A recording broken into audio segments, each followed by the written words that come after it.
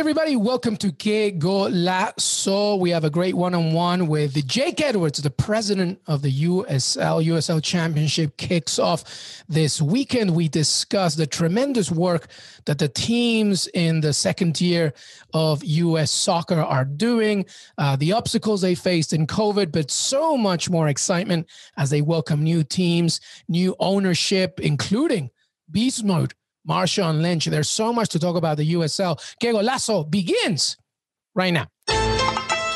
Joining us now on Qué Golazo and CBS Sports is Jake Edwards, president of the United Soccer League, the USL. And as we discuss the new USL Championship season, which kicks off this weekend, I have to tell everybody, by the way, before I introduce Jake, we cover the Champions League here, of course, the European game, etc. But much like the NWSL, USL deserves a lot of recognition. To me, it is the hyper-local heartbeat of the game in this country. And if you're watching or listening and you don't know much about the USL and you love the game, the beautiful game, the best thing to do sometimes is to support your local franchise from Phoenix to Miami, Hartford to Tulsa. You got to check it out. Plus, some of their gear is absolutely ridiculous. I'm already talking to them. They need to mail me everything that they have in store because it's so good. Jake Edwards, a pleasure to have you. How are you, my friend? I'm doing great, Luis. Thanks for having me. Appreciate the time. Absolutely. First off, Jake, the new season. Let's talk about it. What are some of the new things to watch out for in 2021? What's the first thing or a few things that fans need to know about this season? Well, the first thing is we're back. That's the main thing. We're back, and we're going to be back on the field, and we're going to have our supporters back in our stadiums cheering us on. So after a hugely difficult year, we're back. I think that's the main thing we can all celebrate. We are back in a way that has some changes. Fans will see some changes to the competition structure. We are now in two conferences with two divisions in each conference. So that enables some of those real intense rivalry matches to happen that our fans love. But we're also going to have cross-conference games this year. That's not something we've had now for a few seasons. So some of the teams on the West will be playing teams on the East and vice versa. So we'll see some new matchups.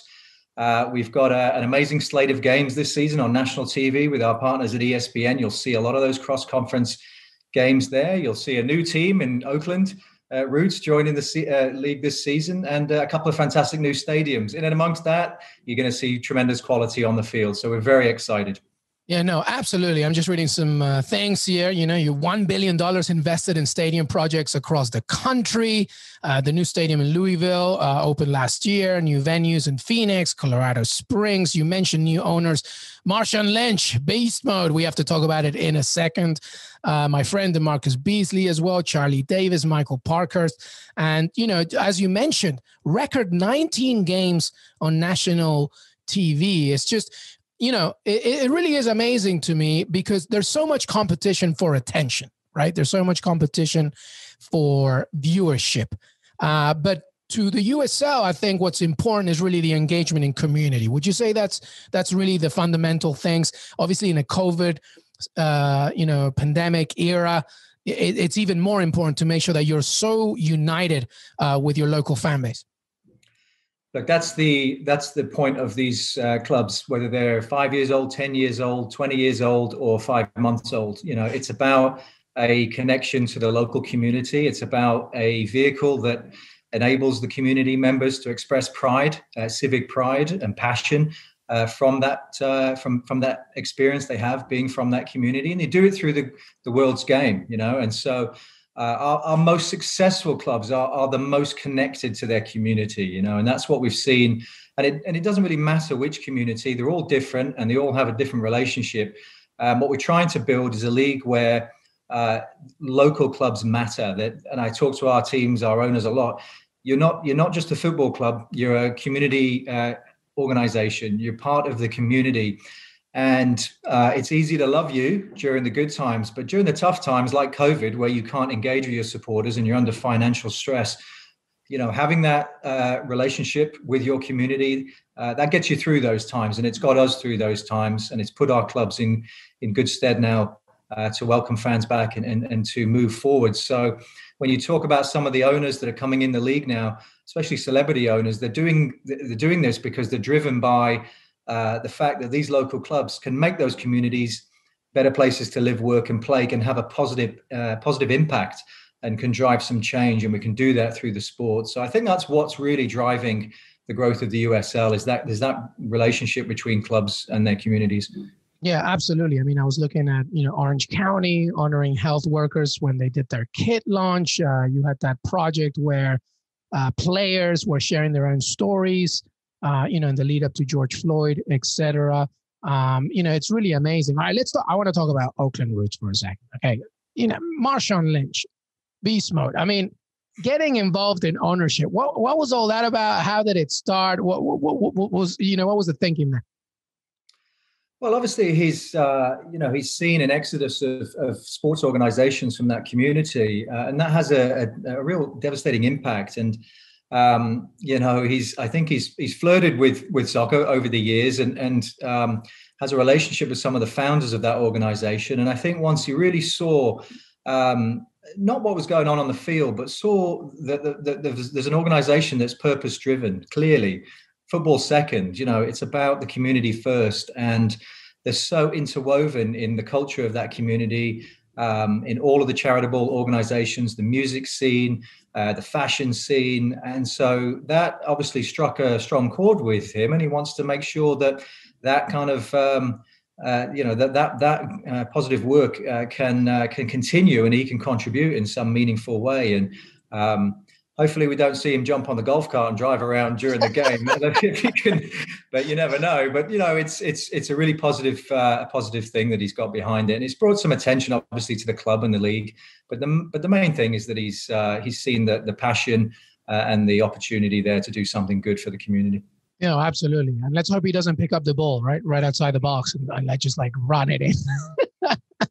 Listen, Jake, the other thing that I wanted to discuss as well, aside from everything that's going on, and we're so excited that the USL is returning and brighter days are ahead, I did want to bring up just how challenging was last year for you? How challenging was last year, the USL trying to deal with the pandemic? Because you weren't the only ones. Obviously, every sport, every league dealt with it in one way or another. But in terms of a league that relies so much on physical attendance, how difficult was it? Incredibly difficult. It was such a challenge for all the sports leagues, many different industries, and we were no different. We started what would have been our 10th anniversary season. We had all these great events planned for that year to celebrate, and within a week or two we weren't playing anymore. And so it was incredibly challenging. Really, as soon as it happened, the gears were in motion about how to get back on the field that season. It was never a consideration that we wouldn't come back. It was, how do we come back? And then as we went through that process, how do you come back safely for the players? And how do you come back into your own buildings? So even if fans can't be there, you're still there in the community. There's football happening in that community. I have to give a lot of credit to the owners for really leaning into a very difficult situation, losing a ton of money, but that relationship to the community and understanding you're not just a live events business, and therefore if people can't come, you shouldn't operate. That wasn't the ethos. The ethos is we're a community organization. It's damaging if we don't return, and so we had to return. And so credit to the owners for doing that. Credit to the players for in the world in March, April, May, it was quite scary, wasn't it? We didn't know what we know now. So for the players to be brave enough to come back was hugely huge credit to them for that. And the fans, the flexibility of the fans to transition from supporting in the stadium to supporting on the broadcast. We saw several positives actually that came out of a very difficult year. We had about a 500% increase in viewership. We had 10 of the most watched games in the history of USL happened last year. We had a ton of engagement on the digital platform. So we saw some positive turnaround there. But I think really, if I look at last year, the totality of the challenges, we actually come through as a much stronger league, a stronger organization, a more tight-knit community in terms of our owners, in terms of our players and organizations like the Black Players Alliance that formed out of all the social unrest and strife of last year. So, and commitments to address some of these issues moving forward. So, in my mind, very difficult year. Lots of lots of silver linings. I think some good things came out of it ultimately. Yeah, no, totally agree. And in difficult times, people really come together and they become stronger. And I think your league, the teams, the owners, the fans showed a really good example. Listen, let me ask you something. We cover the game extensively. As I mentioned, the promotion relegation argument is always hot, specifically hot right now, as you can imagine, Super League chatter, etc. To me, the USL is a really good example on how it can succeed despite no pro rel, right? The amount of teams in the USL Championship, also in League Two, your overall audience, the attendance increasing year by year. What's the secret, Jake? Aside from the community engagement, is there anything else, do you think? Because I feel that this is a league where it really supports the player, and what they represent, not just for their present, but for their future.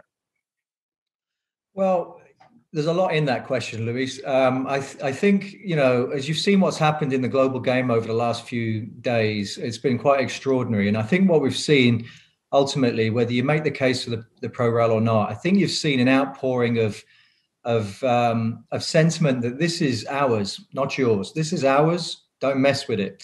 You're a custodian, referencing a sort of ownership. I think that sentiment is here as well, even though generally it's a different structure and sports teams move and all the rest of it. What we're seeing now is that this is ours, right? This is our community team. Look after it, but it's ours and don't mess with us. And that's what I've seen across the country. And that's why USL is becoming more and more relevant. It's relevant in communities that perhaps they just don't have access to domestic football. You can watch international football on TV, but don't minimize the value of having access to a team in your own community as a young kid. And that stays with you for life. That knowledge that I might be a professional player one day, or I might get to work in the industry one day, or I could have some relationship to this club. That's what we're building. So we've got a very tight-knit relationship with our clubs and the communities. And that's something we need to keep working on and evolving. I think partly it's grassroots. It's trying to be honest. It's trying to be, high-level, entertaining football to go and watch. It's an accessible. It's not, super corporate or super expensive or, world stars playing on the field. It's more accessible, and you can have a relationship with the players and the club, and that is, that's important. So yes, we've got great owners coming in the league now that want to invest heavily in the clubs, in the stadium infrastructure, in the academy infrastructure, training complexes, better quality on the field. That is critical as well, right? So the growth of these clubs and making them look and feel bigger and more relevant in their communities. So we're seeing that, and we're certainly seeing the rise of supporter culture and larger numbers of fans now wanting to have involvement with their club. So I think we're on a good trajectory.